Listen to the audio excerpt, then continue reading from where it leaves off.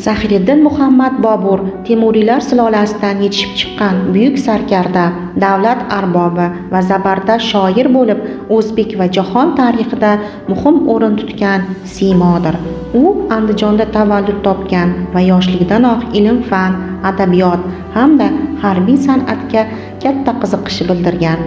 Otasi Umarshayx Mirzo vafotidan so'ng juda yosh bo'lishiga qaramay Farg'ona taxtiga o'tiradi va murakkab siyosiy kurashlar ichida voyaga yetadi.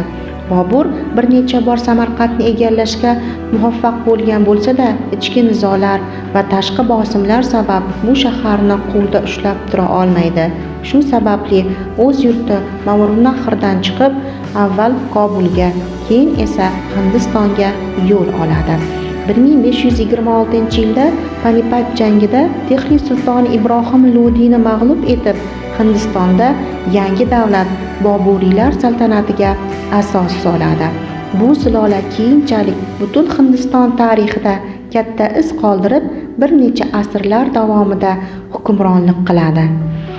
Bobur faqatgina zabardast lashkarboshi emas, balki nozik qalbli shoir va adib ham bo'lgan. U o'z ijodini asosan turkiy, chig'atoy tilda yaratib, bu tilning adabiy imkoniyatlarini yanada kengaytirdi.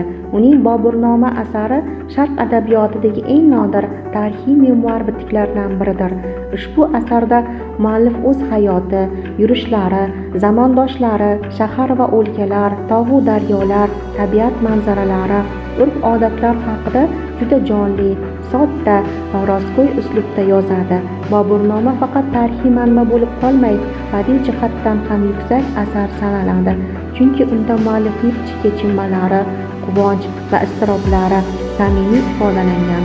Boburning g'azal va ruboiylari esa insoniy tuyg'ular, vatan sog'inchi, sadoqat, muhabbat va adolat g'oyalari bilan sorilgan bo'lib, uning shoir sifatidagi yuksak iste'dodini